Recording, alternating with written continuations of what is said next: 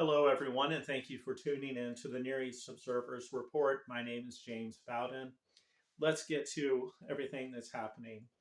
So, right now, what we've seen are some developments with the Grand Ethiopian Renaissance Dam.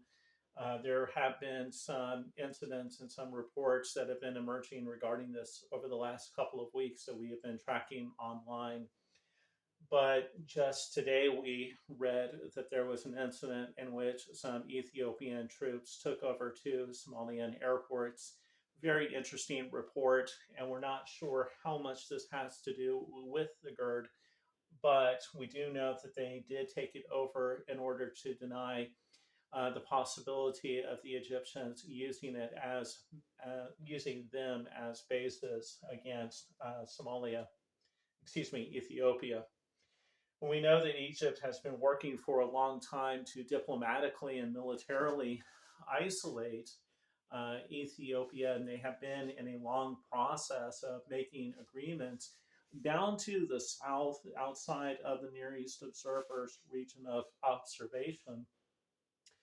But closer to that region of observation, they've made agreements and been moving closer to diplomatic and military relations with Eritrea. And quite a lot of very substantial moves with Somalia. So this continues to be a very interesting issue, continues to be an active front for Egypt, as well as the Sudanese, and they are still involved in their civil conflict. So a lot of regional dynamics operating here.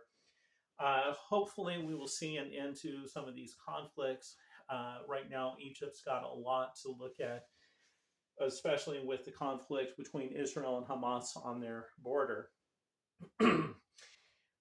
Down here in the Bab al Mandab, we still have the Greek oil tanker, which is still reportedly on fire, which has not been leaking oil yet at this point, but we continue to wonder how long it will be before the structural integrity of the ship breaks apart and starts leaking oil. Down here in this very narrow region. The Bab al Mandab is basically the gates of Mandab, a very vital choke point region, as we have two in the Middle East. So here, and obviously the Straits of Hormuz, both being controlled by Iran or Iran-backed groups. We also continue to see some fights and some interesting developments with Yemen itself. So we've seen some occasions where Southern Transitional Council fighters have engaged with Houthi fighters. And we've also seen where Saudi Arabia has engaged in cross-border artillery fire, which is a relatively new phenomenon. There has been a long pause in the fighting between these two countries, and now we're seeing a slow uptick in that conflict once again, and we believe it may be due to pressure on Saudi Arabia to help try to divide the Houthis' attention right now. We do know that some people have been killed trying to cross the border. There's not been a lot of detail and information released on who these are, whether they are economic migrants or if they are Houthi fighters trying to penetrate into Saudi Arabia. But Saudi Arabia does not have an illegal immigration problem, and if it does, it is definitely not through their border. They are shooting people trying to cross that border right now. Right now, up in Israel, we're pretty much seeing the same kind of conflict patterns that we have seen since basically the beginning of the war. Many active bombings and strikes in the Gaza Strip. Continue to see a large number of reports of arrests, detentions, and even house detonations in the West Bank. Northern Israel border, southern Lebanese border continues to be very active. Now, typically we get about 5 reports of Israeli activity for every one of Hezbollah. However, when you look into that number a little bit, it's a little bit deceptive. And so we do see a lot of strikes by Israel here in southern Lebanon. There were a trio of strikes up in the very far north Lebanese sector near the Syrian border. Uh, but the Hezbollah strikes have been the anti-tank guided missiles, and so these are missiles that have a range of 2.5 to 5 miles at most. So they're still fighting and still launching these pretty much in the upper Galilee area, as well as that little bit of tongue of Israel, little tip of the spear that sticks right up between Lebanon and Syria.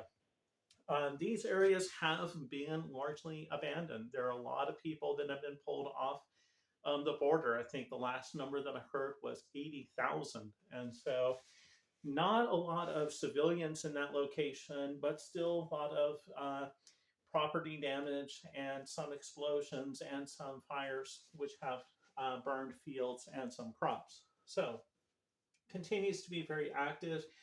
But a lot of the activity is what we have seen in the past, meaning it's not an unprecedented level and it's not unprecedented activity, which would indicate something new emerging, such as a regional conflict or something like that.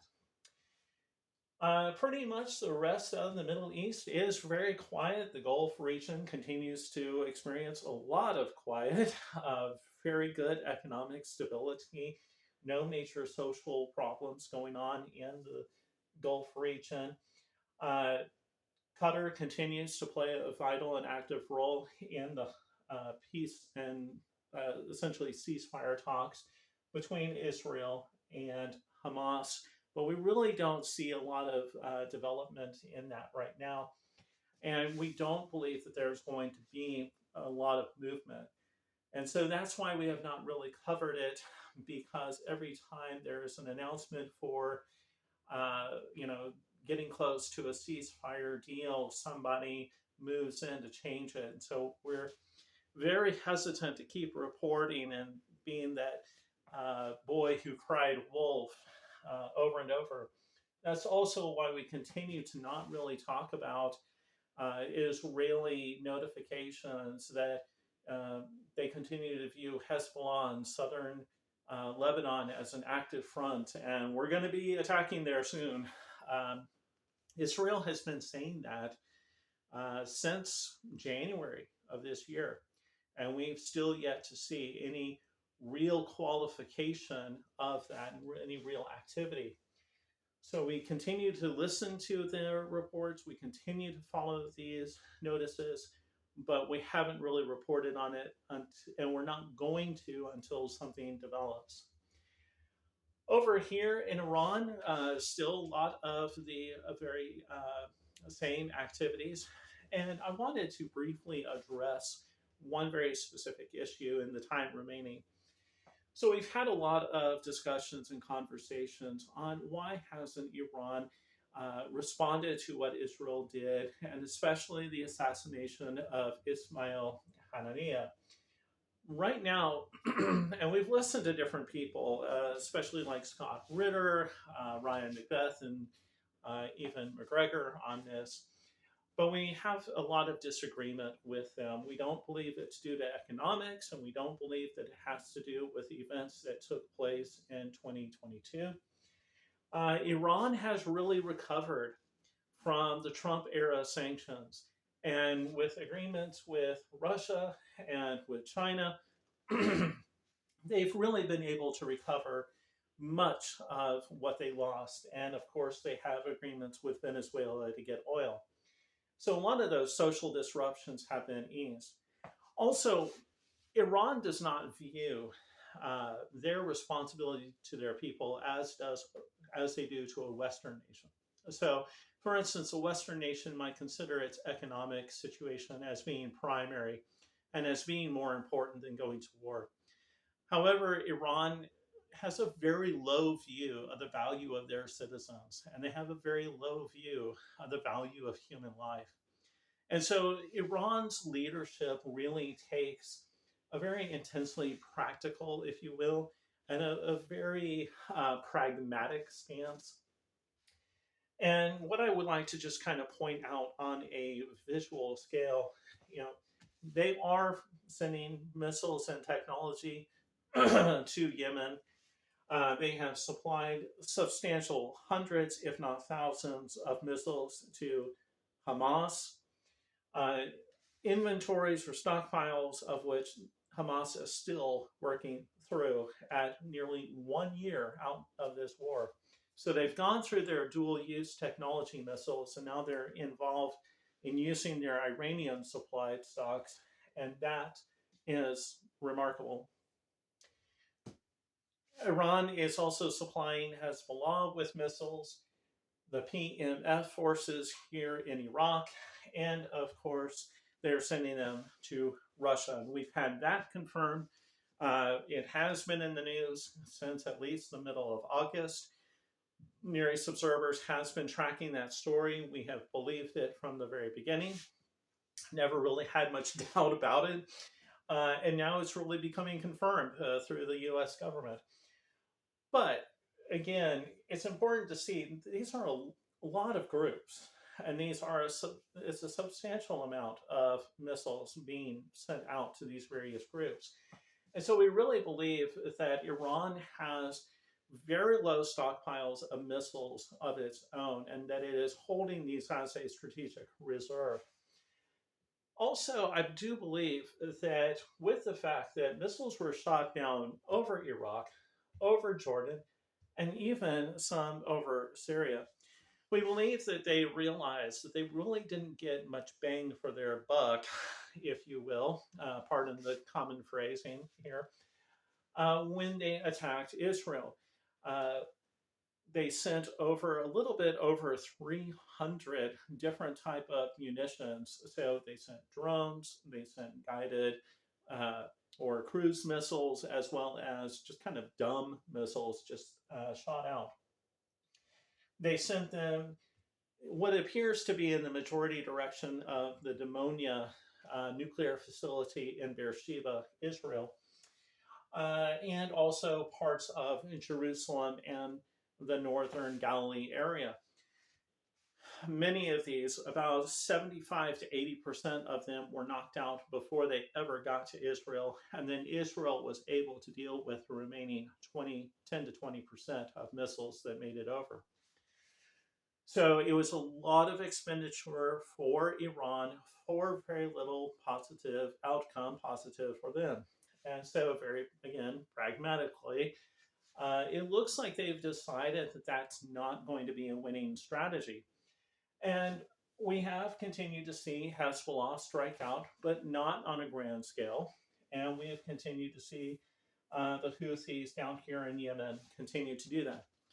And it's not really a big surprise if Iran is going to use proxies in the future.